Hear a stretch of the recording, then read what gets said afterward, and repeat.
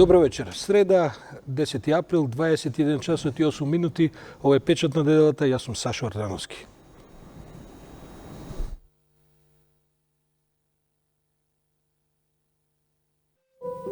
И јас имам предизвик со денови да не излезам од дома и да се социализирам со моите врсници. И јас имам предизвик да не зборувам сама со себе и да превземам акција да го решам тоа. И јас имам предизвик, кога од врвот на еуфоријата, кога се ми изгледа достижно, ќе го допрам дното и ќе доживам големо разочарување. И јас имам предизвик да престанам да го споредувам својот физички изглед со познатите модели од писанијата и да престанам да бидам задоволна од себе си. Јас имам предизвик да контролирам мојот гнев и мојата негативна енергија. И јас имам предизвик да не ја губам енергијата и желбата за живот, да не потклекнам под влијание на црните мисли кои ми го окупираат умот. И јас имам предизвик. Покажи со прст кон другите само ако ти никош не си имал предизвик. Само заедно можеме да ги надминеме секојдневните предизвици. Повторно добро вечер. Како што гледате и неколку дена најавуваме, вечерашнава емисија е посветена на темата депресија. Морам да признам дека ова што го одгледавте едно видео кое што една невладина организација која се вика Мисла го изфрли минатата година ми се чини за да ја актуализира темата за депресијата, бидејќи како што знаете и еден дел од емисија веројатно ќе разговараме и за таа стигма што постои околу нашите ментални состојби во нашето општество, бидејќи сме ние сепак едно релативно конзервативно општество. А емисијава се обидував да ја конципирам веќе 10-15 дена и се случи така како што се случи, да во последните 2 дена имавме 2 самоубиства за кои што постојат веројатно доволно, да кажем, основани сумневања дека се резултат на одредени ментални расториства кај овие двајца наши сограѓани кои што си ги одземаа животите. Така што, за жал, емисијата и темата се актуелни, меѓутоа мислам дека нема да се истрпи таа актуелност ниту со денешнава вечерашнава расправа со моите гости, кои што ќе ви ги представам, а со кои што ќе се обидеме барем во еден час нареден да ја отвориме темава и да дискутираме во што повеќе аспекти. До мене е Стефанија Граовац. Стефанија е млада девојка, млада жена, која што во последните 5-6 години се лекува од депресија. Да. И беше доволно љубезна, тешко се наоѓаат соговорници кои што ќе прифатат да разговараат јавно на оваа тема. Стефанија, благодарам, ние ќе го истераме тој разговор сосема опуштено и ќе ни бидат драгоцени искуствата кои ќе ги чуеме. Нема проблем, со задоволство. Благодарам. Професор доктор Димитар Боневски, кој што е невропсихијатар и наш познат практично психијатар кој што се занимава и не е ни прв пат во ова студио. Јас барем во една-две прилики сме правеле и деновиве исто така имавме некои изјави од вас и така. До него е госпоѓа Мирјана Јовановска-Стојановска, психотерапевт и председател на Комората на психолози на Република Северна Македонија. Добро вечер, Мирјана. И нашиот познат психијатар Мицко Дудучки, кој што можеби и еден од оние што најчесто се појавува во медиумите кога треба некого да бараме за да консултираме за одредени теми и така натаму. Добро вечер на сите и ви благодарам. Добро вечер и вам во студиото, не вашите гледачи. Да, ви благодарам што прифативте, бидејќи мислам дека темата е и актуелна, а и неопходна за разговор. Мирјана, ако ми дозволите да започнеме со вас, бидејќи морам да ви кажам дека јас имам 55 години и не памтам дека во моите помлади, во детството и во помладите некаква возраст и така натаму, дека ова била тема за која што се говорело во нашето општество. Ми се чини дека тоа сакам и да ве прашам, дали од секогаш постоела, а едноставно не се третирала, или е некаква модерна сега тема, или пак напротив се работи за некакво покачување, експлозија на случаи и така натаму, кој што се можеби резултат на нешто. Тоа сакам да ве прашам, дали е темата нешто што е во вашите сфери стручни, нешто што е сега констатирано во последниве деценија и повеќе, па сега се третира не само кај нас, туку и во цел свет. Па да, можеби сега тоа е повеќе бум. И повеќе обраќање внимание, односно затоа што се повеќе луѓе се жалат, одат на лекар, одат кај психолози, зборуваат за депресијата. Матичните лекари откриваат дека тегобите кои доаѓаат нели луѓето кај нив дека се нешто што би можело да биде третирано на друг начин, дека тоа не се физички болести. И сметам дека развојот на нашето модерно општество уствари доведе до тоа. Не дека порано немало и дека е тоа модерна болест, нели? Депресијата е нешто што е продукт на функционирање на личноста, нели некое нездраво функционирање, начините на кои што се справува човекот со околината и понатака, нели, тоа може да биде резултат на различни биолошки промени внатре во телото на човекот, волачење на одредени хемиски материи кои можат да доведат до такви состојби. Ама тоа порано било под закрилие на семејствата повеќето луѓе. Кога биле тажни, кога не биле расположени, нели си ги чувале луѓето дома, живееле сите заедно, му помагале, го поддржувале, да. И некако тоа било, нели, барем кај нас тука, нели, посветено или во грижата на семејството. Сега, како модерното општество зборува постојано за некоја оттуѓеност, нели, разделување на луѓето, семејството се дели на многу помали единици и одеднаш имаме појава баш таков еден бум на депресивни состојби. Професор Боневски, се работи за состојба или за болест? Кога зборуваме за депресија, се работи за болест, дефинитивно. И тоа болест која има своји јасни карактеристики, која треба на време да се диагностицира и на време да се лекува. Што значи тоа на време, кажете ми? Кога е времето да се... Па на време е да се констатира што е можно побрзо. Пошто депресијата сепак има некоја своја еволуција, свој тек. Да се вратам на тоа дали е состојба или болест, веројатно проблемот се појавува од тоа што многу често се сваќаат некои состојби како нормална реакција. Да речеме, кај некои тешки соматски заболувања, каде што пропратно, како во медицина се вели, коморбидно се појавува и депресија, депресијата се смета како нормална појава, со коментарот типот кој не би бил депресивен, да речеме, ако има карцином или не знам, некоја тешка болест. Меѓутоа не е така. Значи, депресијата е паралелна болест која треба да се лекува. Или при старењето, да речеме. Често се сваќа депресивноста како нормална состојба во староста, во процесот на старење. И повторно не е така, не е тоа состојба, болест се во прашање кога ги има знаците. А може ли таа да предизвика соматски последици? Апсолутно. Значи, тие се поврзани и телото и психата се поврзани, како што некои соматски состојби знаат да предизвика, да речеме, некои заболувања на штитната жлезда, на црниот дроб, можат преку делување токму на тие трансмитери во мозокот, тоа се супстанции кои овозможуваат комуникација помеѓу одредени делови на мозокот и нивниот дисбаланс всушност е таа некоја неурофизиолошка основа на депресијата. Тие директно можат да предизвикаат депресија и нормално стресот од болеста, телесна и многу бројни други состојби кои веќе ги кажа колешката. Постојат ли генетски компоненти за депресија?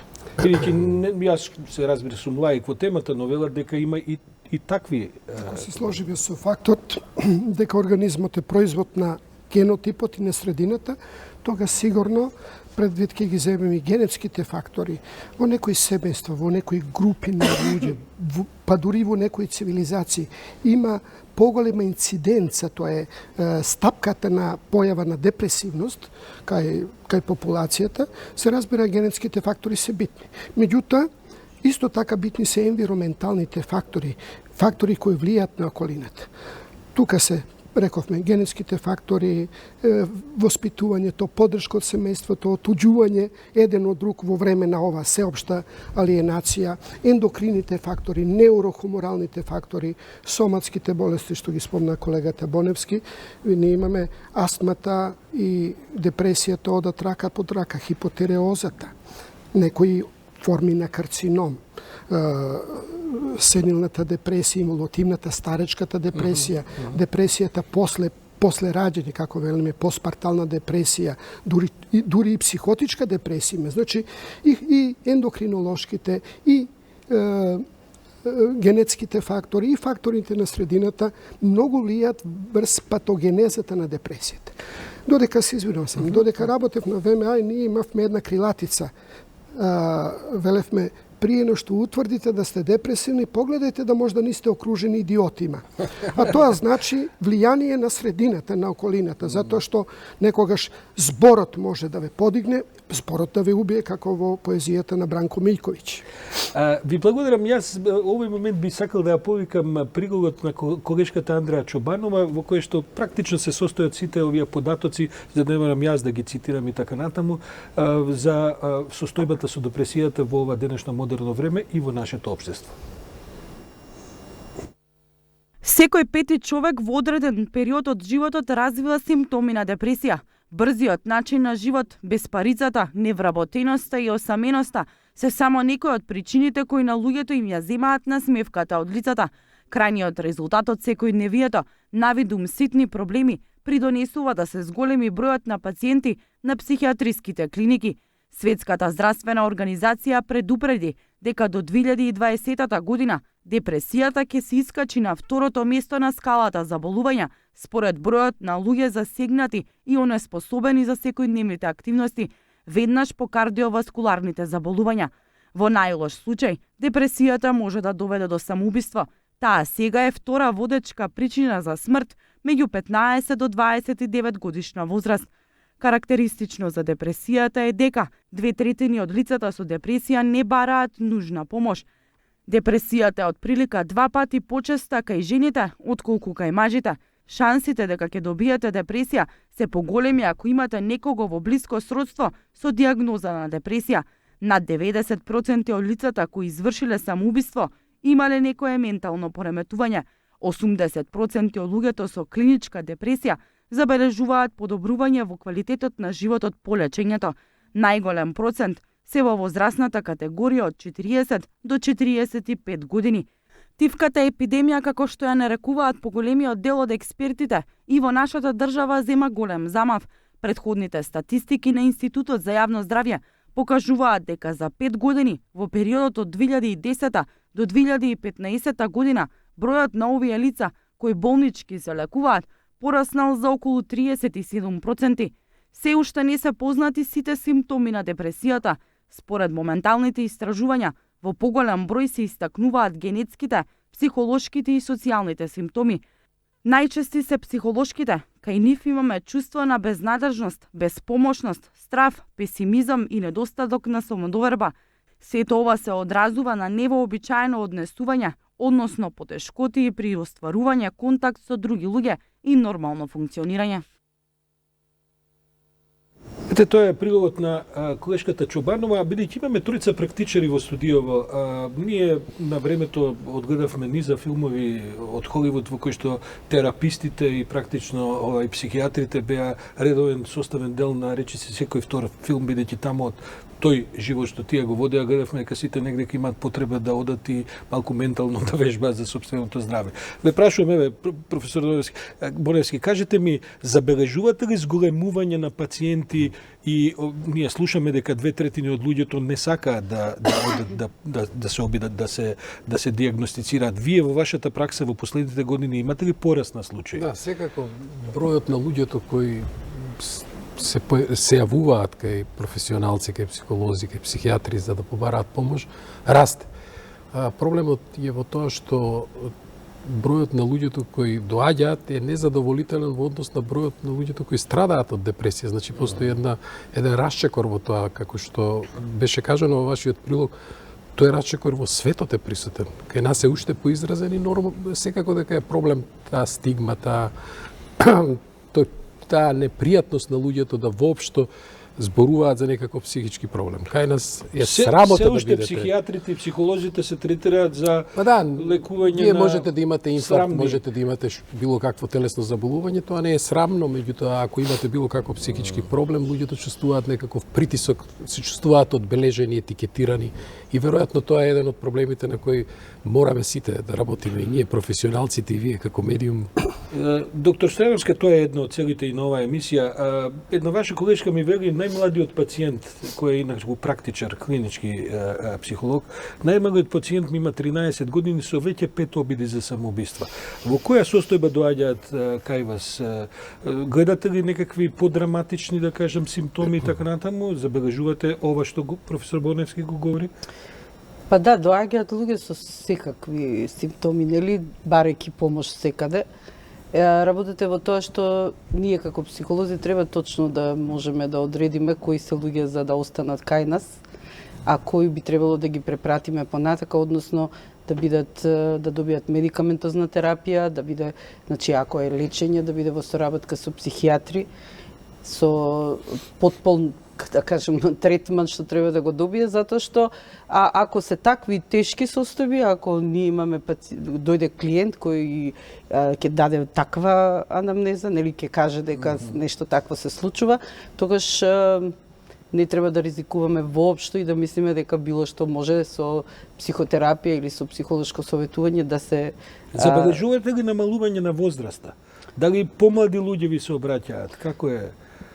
Или е ова, како што велат сепак концентрацијата меѓу 35-40 и 45-50? Па знаете, за среќа, повеќето луѓе кои имаат такви озбилни проблеми одат на психијатар. Така да ние, да, добиваме секакви, нели, доаѓаат луѓе барајќи помош, одат таму и ваму и секаде доаѓаат и кај нас. Повеќето луѓе одат на психијатар и за да побараат помош за својата состојба. За да може да се лечат адекватно, значи потребна е медикаментозна терапија. Ако дозволите, еден од работите, прашувате како е тоа по возрастните категории. Еден од проблемите е што кај младата популација, значи во пубертетот, во адолесценција, многу често депресијата, иако и во возрастниот период е тоа можно, меѓутоа во детскиот период многу често се атипични слики на депресија. Значи, што подразбира тоа? Тоа подразбира дека може и да не ја гледате депресијата, која е доминантен знак, односно сниженото расположение, чувството на анксиозност, нерасположеност, може да биде пропратена со анксиозност, може да биде пропратена. Значи кај децата, кај таа категорија на пациенти, многу често можете само анксиозност да гледате. Значи анксиозност, една деконцентрација, вознемиреност, а во суштина се работи за депресивна состојба, така да е многу често се случува да во тие фази од животот е многу потешко да се диагностицира и да се дојде до констатација дека се работи за депресија. Додека во повозрастниот период класични се сликите на депресивност, каде што не треба да сте некој бог знае каков експерт да сватите некој дека е депресивен. Пред да придеме со Стефанија, само да ве прашам додучки, има ли брзи решенија кога е депресијата во прашање? Мислам, јас предпоставувам што ќе ми одговорите, но сепак. За жал нема. Зависи од случај до случај, предпоставувам. За жал нема, бидејќи депресијата не е моментална состојба на духот, на умот, на менталитетот, на менсот, туку е едно, по дефиниција, тоа е еден подолг период на намалување на волево-нагонските динамизми, на чувство на недостаток на самодоверба, чувство на инсуфициентност, чувство на неефикасност, чувство на безперспективност, дезесператност. Значи, према тоа, ако зборуваме дека депресијата суи генерис како болест, некратките депресивни реакции се болест која трае подолго време, тогаш се разбира дека нема брзи решенија и лековите кои ги дават антидепресивите, секогаш на пациентите им велиме дека треба и мора и ние како терапеути и тие како пациенти и членовите на нивното семејство да се наоружаме со стрпливост, бидејќи немаме антидепресивен ефект 2 недели минимум од почеток на делување на антидепресивот. Сето друго, давање анксиолитици, нашата вербална интервенција, психолошка поддршка и остало, има некој би рекол повеќе плацебо ефект, мада има и тој значен ефект. Меѓу фармакотерапија и психотерапија, што е поважниот елемент? Едното и другото. И едното и другото. Имено, фармакотерапијата овозможува пациентот да биде повеќе рецептивен, повеќе приемчив за нашите совети, ставови, сугестии, психотераписки методи кои ги применуваме во секојдневната пракса. Од друга страна, таа хемија ни помага да се постигне оној баланс кој е нарушен со дисбалансност во неуротрансмитерските системи. Тука се адреналинот, допаминот, познатиот серотонин, меѓутоа допаминот некако го занемеруваме, а има и тој значајна функција во целокупната патогенеза на депресијата и на нејзината клиничка експресија. Јас сакам Стефанија да прашам. Стефанија, вие имате, смеам да кажам, се надам 30 на години. Да, сметам. Кај вас вие веќе 5-6-7 години се обидувате се лечите. Се лечам, да. Така, кога прв пат забележавте? Како ви беше првата, да кажем, реакција? На која возраст и зошто се обидовте да... Јас предходно имав депресија. Меѓутоа 2 години и после 2 години одлучив да се лечам, како што рече доктор Боневски.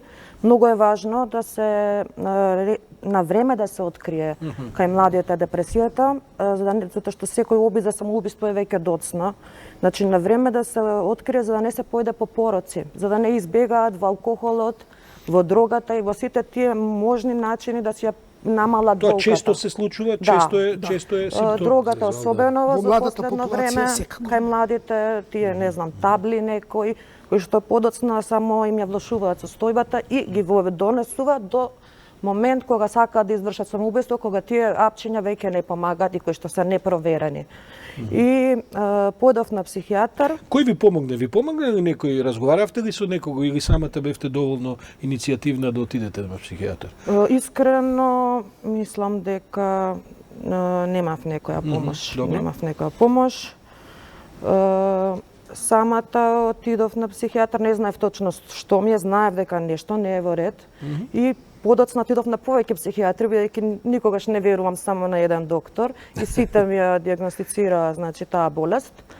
Кај мене се работи за хронична, клиничка депресија. Некогаш, многу често, што и сега дури и со лекови, јас не можам да се мрднам од кревет, многу често. Заради лековите или е тоа придружено? Не, лековите ми помагаат, многу ми помагаат. Лековите, немам самоубиствени нагони, меѓутоа не ме лечат целосно. Колку често ги примате лекарствата? Сега нема да одиме со точните лекари, претпоставам дека овдека експертите ги знаат. Секојдневна е терапијата? Секој ден ги земам лекарствата. Се покачува терапијата во количина, во интензитет? Понекогаш се намалува, понекогаш се покачува, во зависност од тоа што ми се случува во животот и бидејќи сум хиперсензитивна и склона кон депресија, сепак. Не можам да се справам во ова капиталистичко општество, не можам да поднесам стрес. Тоа ми создава страв и така се вртам во еден затворен круг. Јас знам дека имате едни специфични семејни околности, бидејќи овдека говоревме дека во социјализацијата многу е важно семејството како еден бафер, како една, како да кажем, воздушна перница што се вели за семејство. Тоа претпоставам малку ви ја влоши, јас не ве терам за деталите за тоа да говорите, ама тоа ја влоши ситуацијата најверојатно. Не само семејство и пријателите почнува ги гледам на секаде околу мене исплашени само за екзистенција, како ќе преживеат, за пари, што е многу важно тука. Меѓутоа и нема, еве имаме богати луѓе кои што исто така вршат самоубиство. Или нивни деца, или нивни блиски членови. Тука мислам дека игра улога стресот, значи пак ќе го нападнам капитализмот. Игра улога стресот, луѓето многу работа за да имаат повеќе пари и не се свесни дека тоа им ја повредува душата и психиката. Сега, вие ми поставивте прашање. Каква беше реакцијата, ме интересира, на вашите блиски пријатели и семејството и така, кога вие веројатно кажавте дека имате констатирана депресија? Со какви реакции се соочувате? Значи, до ден денес моето семејство не ми верува. Значи, некој од моето семејство не ми верува, а не знам зашто, јас бев многу динамична личност. Зашто би лажала? Нема потреба, ете, може би сакам и во парк да отидам, и во зоолошка да отидам, и на планина да се качам, а не можам. Успевате во тоа? Кога не ми е добро, не можам. Колку пати во месецот не ви е добро? Често. Ама свеста ми е добра и сепак ми помагаат лековите, не можам да кажам дека не ми помагаат. Успевате да имате некаков професионален живот? Се занимавате со нешто? Имам завршено компаративна книжевност.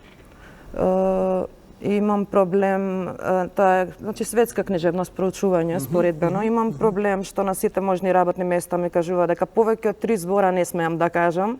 Тоа е таа отуѓеност дури на работното место, дури и со тие што доаѓаат. Со кои што стапуваме, еве во продавница ако работиш. Ти треба да кажеш 3 зборови. Добар ден, ви повелете, благодарам, пријатно.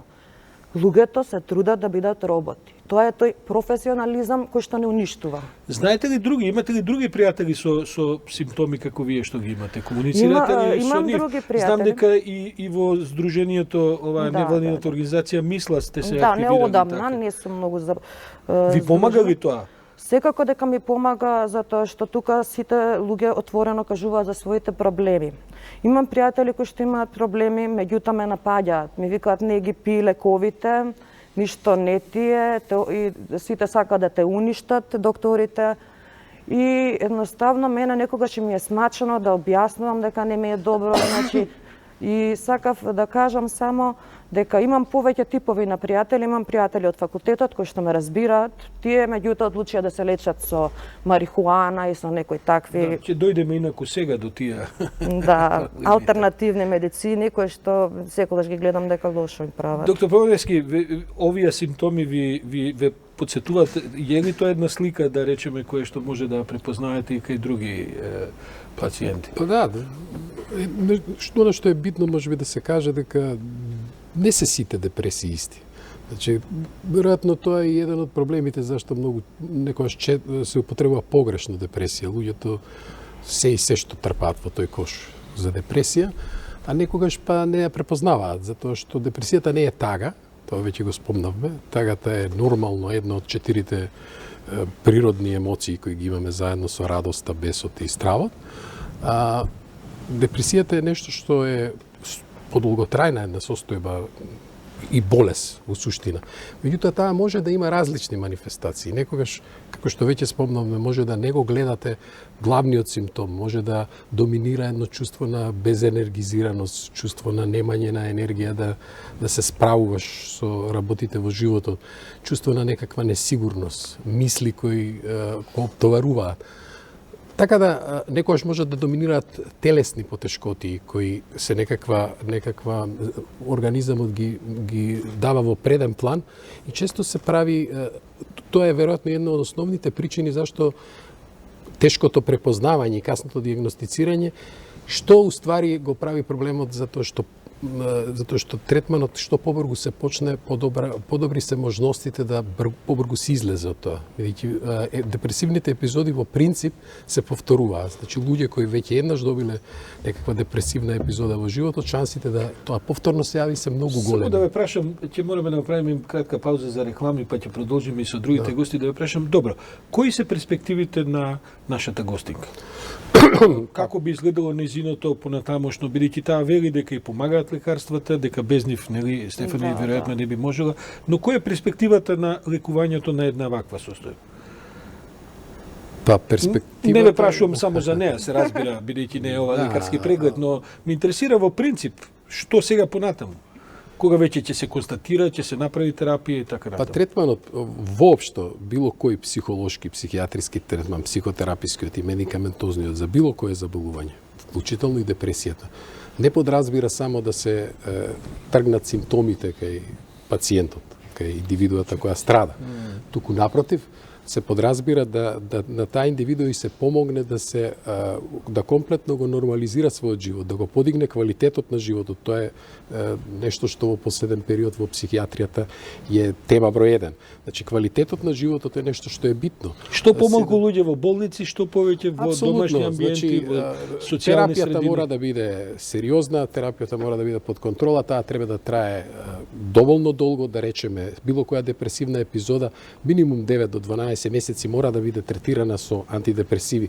Понатамошниот тек, дали терапијата ќе се намали, дали таа ќе се даде повторно, при неколку повторувани епизоди на депресија, најчесто ние решаваме да даваме хронична, континуирана терапија. Дозите се нешто што секако се е зависно од состојбата, се титрираат дозите, меѓутоа мора да се работи и на другиот дел, не е само отклонувањето на симптомите, него враќањето во секојдневниот живот и подигнувањето на квалитетот на животот. Ако тоа не се направи, ништо не сме направиле. Не е битно само човекот да каже тажни мисли. Јас мислам дека во еднина не губам надеж, би ми помогнал спортот, тука треба повеќе да се трудам да спортувам, да стекнам кондиција. Мислам дека физичкиот дел, ако го средам, може и психичкиот ќе ми помогне. А имам искуство со религија, преку еден психијатар и помага религијата, да. Меѓутоа, кога не си верник, кога не можеш да веруваш и да идеш во црква, не може да помогне. И сакам и затоа се соочувам со уште еден проблем бесмисла. Не можам да најдам смислата, бидејќи дури во тој тип на ангажмани, во тој тип на религија не можам, да. Многу ми е некако хобија, некакви имам, занимации имам, си наоѓам смисла во тие работи, да. Се извинувам, газдите ќе паднат на телевизијата во депресија ако не пуштиме реклами. Дайте им одмар терапија. Малку реклами, па ќе се вратиме.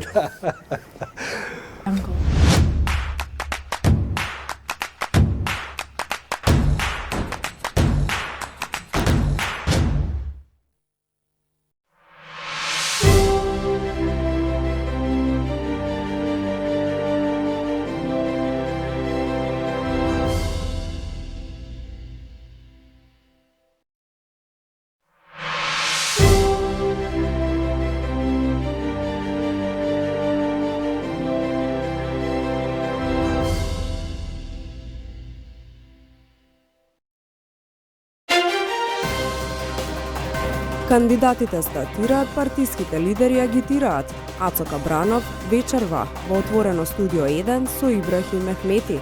Гледајте не во 22 часот.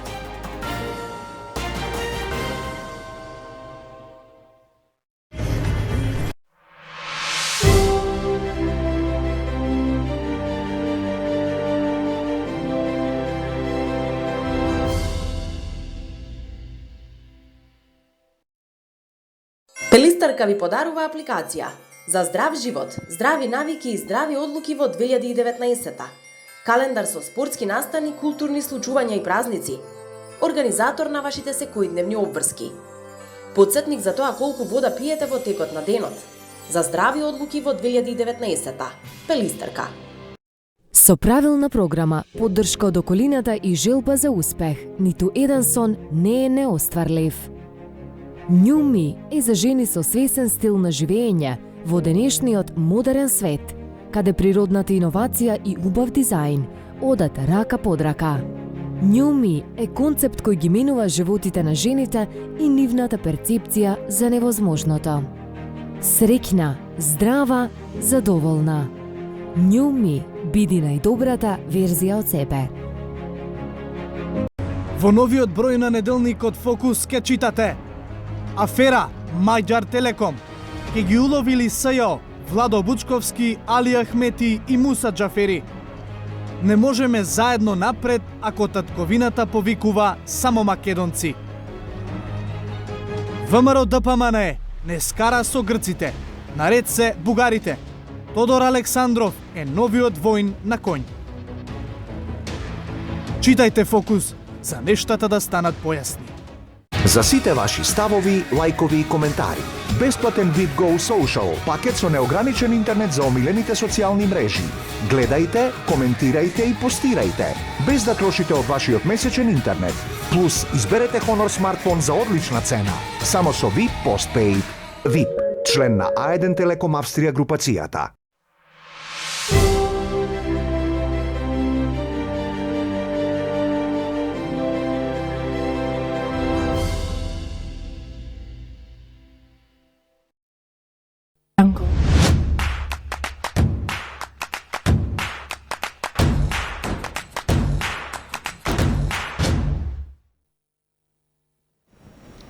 Се враќаме назад во студиото, се надевам дека не ве фрламе во депресија, бидејќи темава вечерна не е депресија, но како што врне надвора, вие седите и не гледате, се надевам дека нема да западнете во некакви разочарувачки амбиенти и расположенија.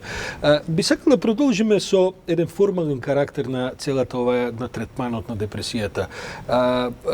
Во Законот за ментални болести, практично во Македонија, според здравствениот систем може да реагира само кога е некој констатиран дека е ментално болен.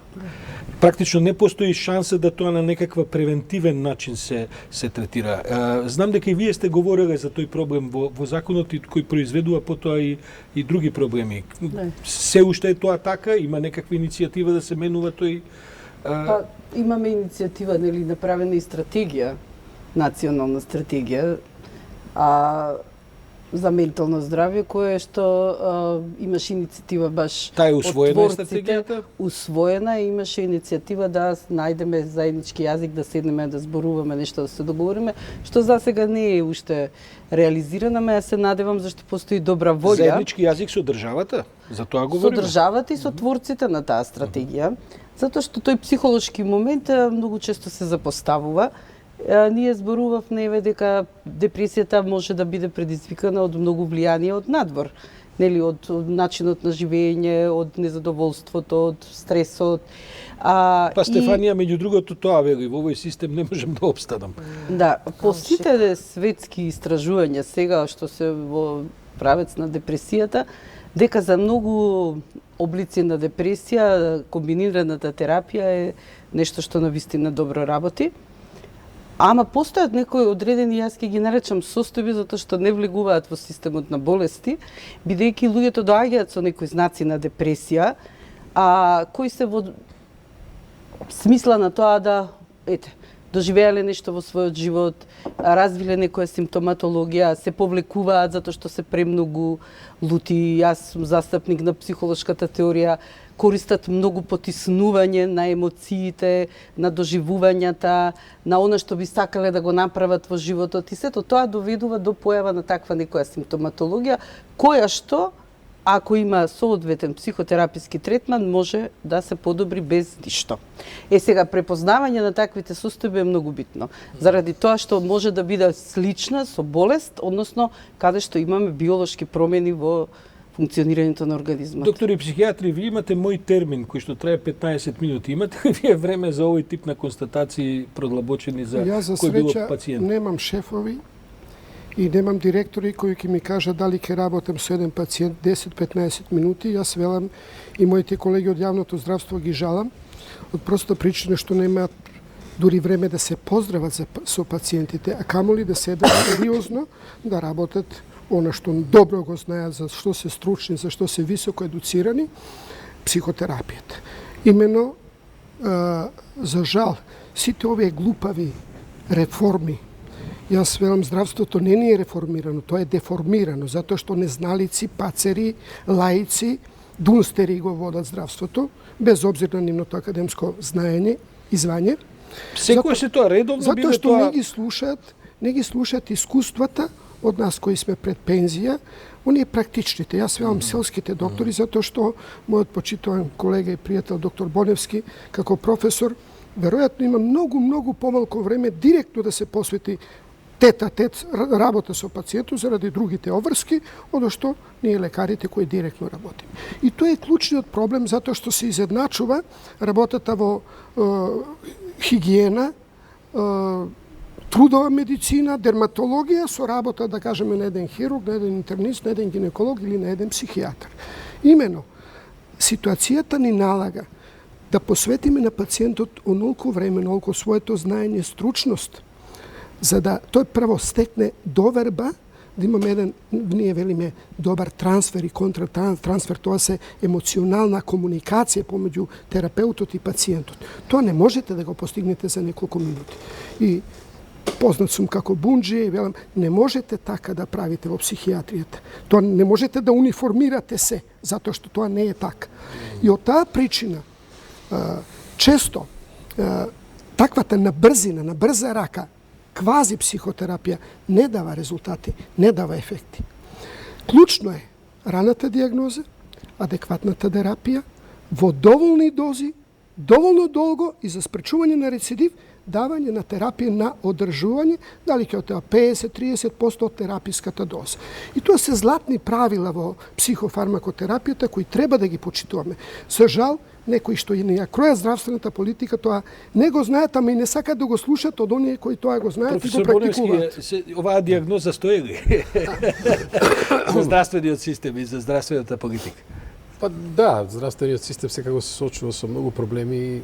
Обидот да се униформираат, она што го кажа колегата, сите области од здравството во еден терк, е секако проблематичен. Јас сега за другите не би зборувал, меѓутоа апсолутно е точно дека психијатрискиот преглед не може да трае толку кратко, иако во Центарот за ментално здравје, каде што јас работам, по пола саат се термините, меѓутоа некогаш, знаете како, некогаш е потребно многу повеќе време.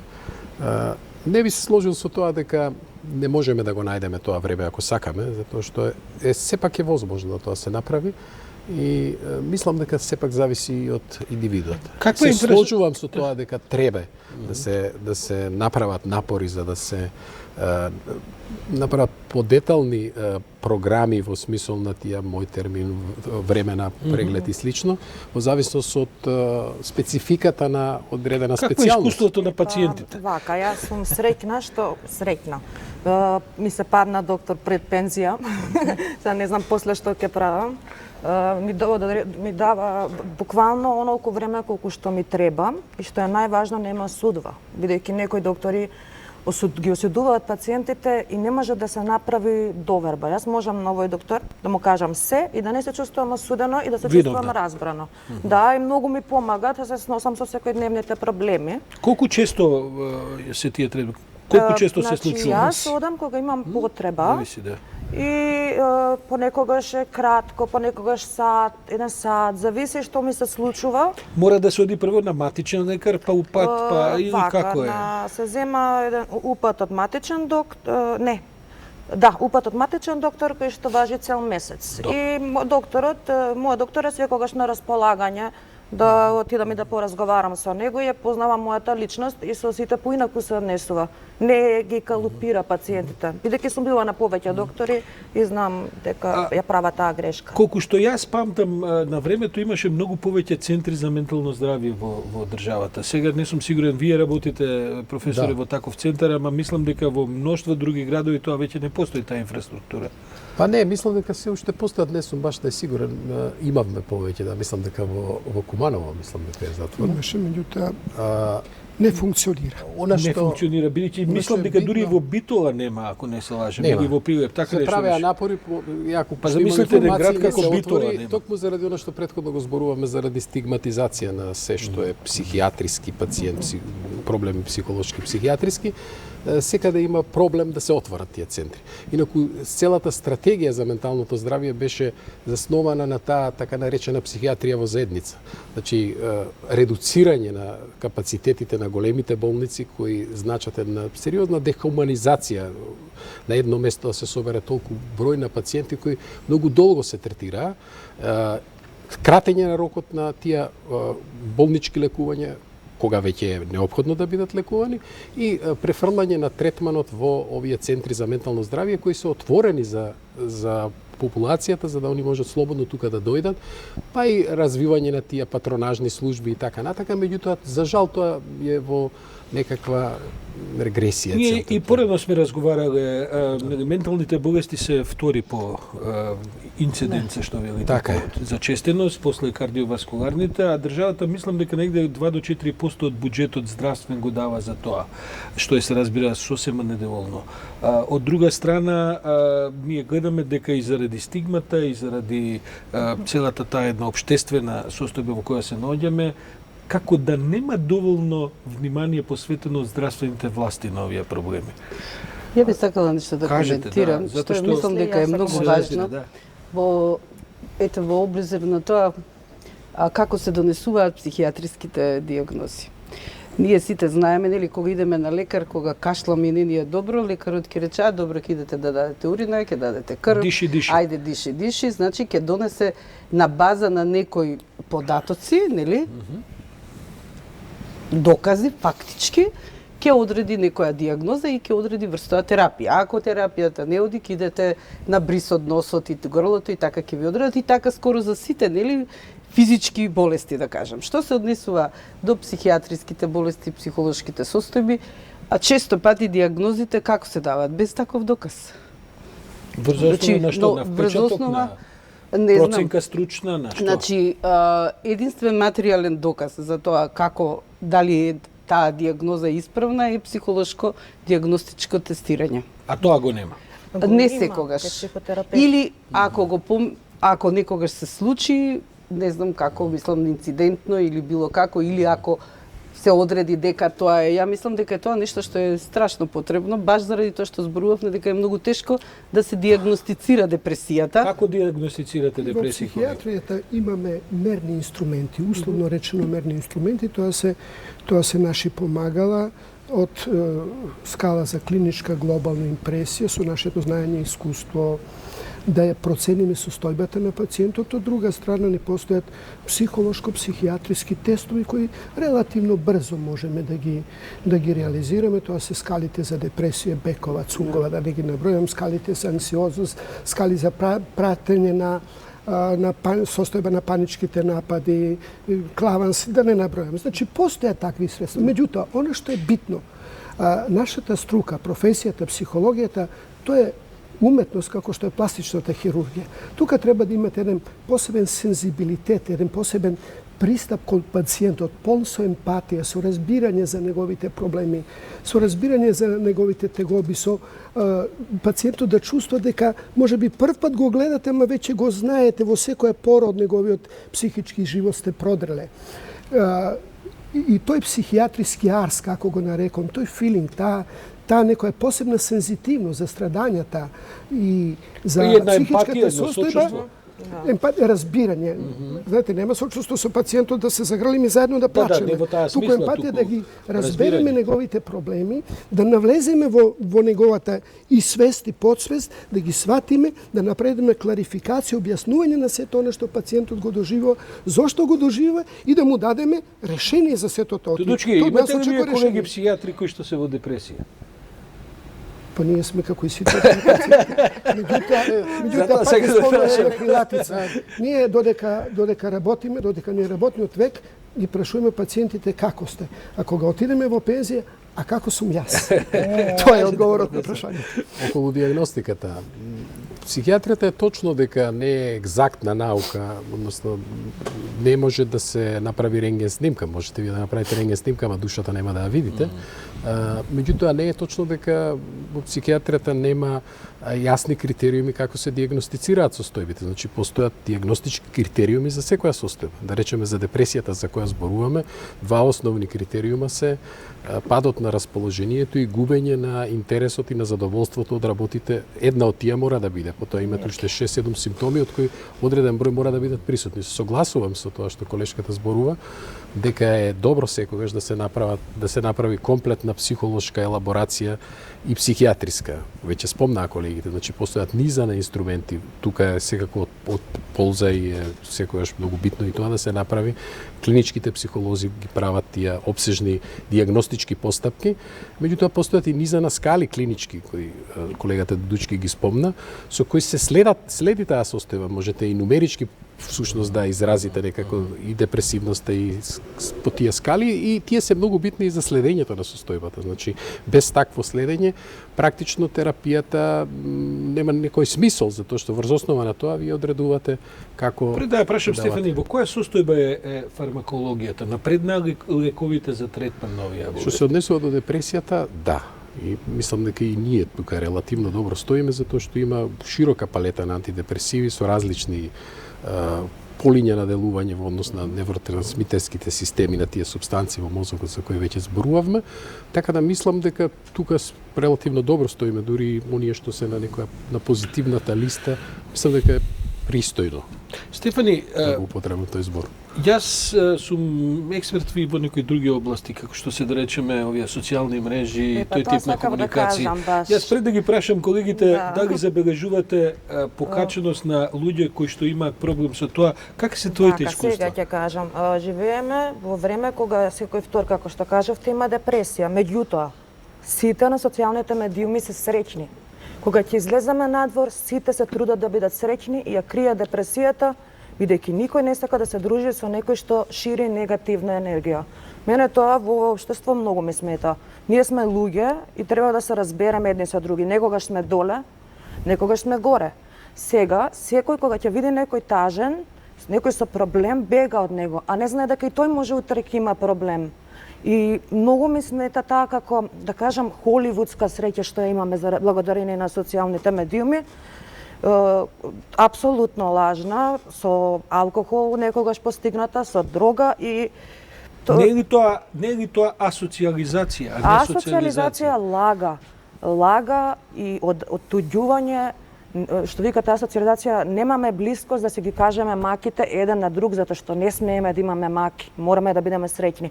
Мислам дека денес младите со тоа се соочуваат, затоа што секој го избегнува оној кој што шири негативна енергија, буквално цитирам. Во последните години, во дел од мојата експертиза во социологијата се направија низ истражувања кои што покажаа дека социјалните мрежи запрво се еден од главните фактори на ширење на депресија. Бидејќи луѓето ги избегнуваат директни комуникации, одат се повеќе на индиректни комуникации, седат со часови, денови на своите компјутери и мислат дека на некој начин комуницираат, а всушност кои испуштаат целиот оној социјален момент да кога ќе се сретнат луѓе во кафеана не мора да бидат на телефон дури меѓу себе и така натаму. Имате ли во вашите искуства, ви доаѓаат ли се повеќе луѓе кои тој проблем го имаат? Гајте, ние и тоа ја и дома го имам, бидејќи некои од децава имаме големи кавги да тоа се Проблемот да повели. Ајде, Тоа е проблем кој особено ја погодува младата популација, затоа што они некако влегуваат тие милениумци, како ги нарекуваат, нели? Тие влегуваат во овој свет со целата таа технологија и веројатно прво научуваат на компјутер да работат и на тие таблети, а потоа научуваат добро да зборуваат. Веќе изместени се тие работи, така да тој некој начин на растењуване премногу е влезена. Јас забележувам дека развиваат виртуелни идентитети. Значи не само на ниво на некаква компјутерска вежба, туку на ниво на себе сваќање. Сега во психијатријата всушност се води една полемика сериозна, всушност се внесуваат и нови категории на таа зависност од тој тип на социјални мрежи и целата модерна, нели, IT технологија, која станува светски проблем.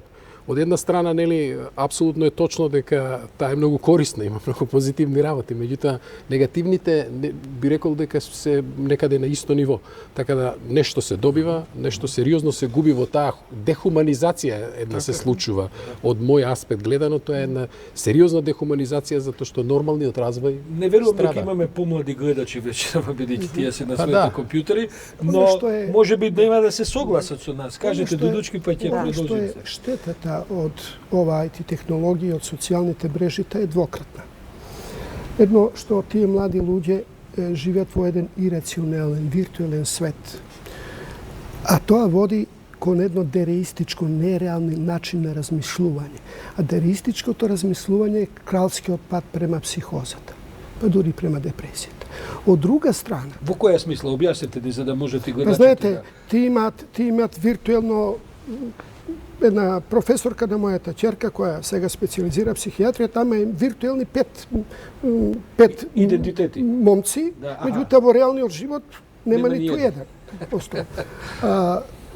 Втората штета е што постојат разноразни форуми каде што ќе прочитате неколку паметни работи, ама повеќе тие се нестручни, неквалификувани, погрешни, а сите тие луѓе се доста, тие пациенти и корисници на таквите мрежи и кои учествуваат во таквите форуми се доста сугестибилни.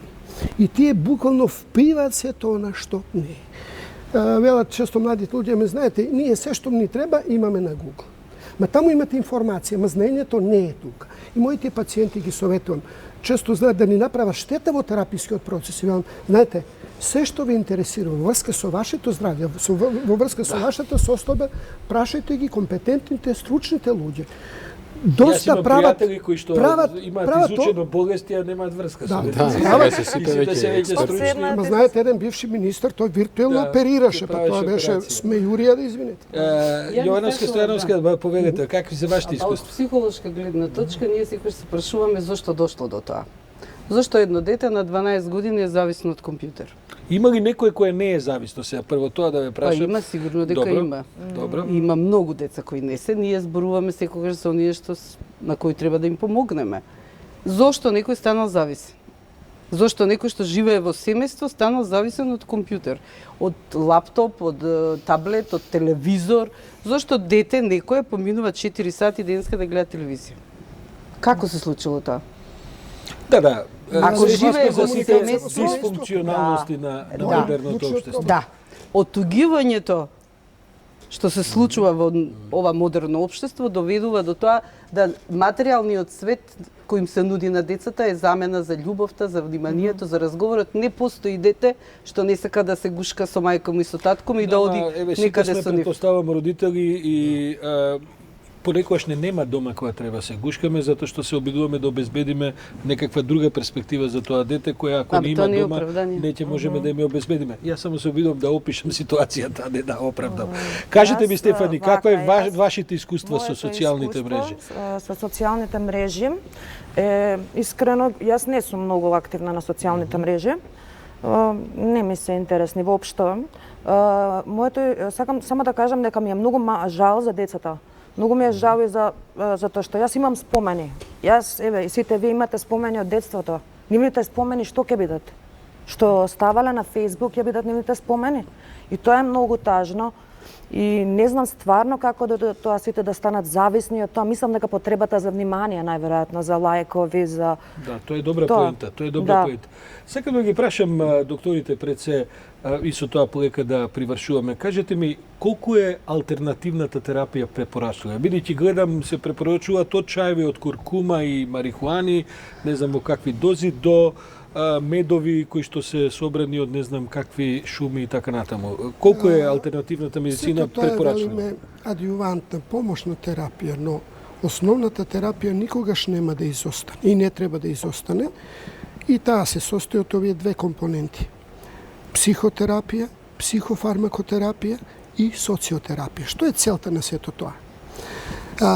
Не само да ги елиминираме симптомите или да ги редуцираме симптомите или болеста да на некој начин да ја држиме под контрола, туку да го подобриме квалитетот на животот на самиот пациент, да ги подобриме неговите семени, професионални и психосексуални релации, да ги подобриме социјалните перформанси и неговиот живот. Сега веќе како психијатри не ни е само целта, знаете, да излекуваме психоза, пациентот да е апсихотичен или да не е депресивен. Туку неговите потенцијали да ги покренеме за да има тој подобар квалитет на живот, за да биде задоволен со својата улога во семејството, во општеството, да биде креативен, да биде продуктивен, што е крајна цел на сето ова што го работиме.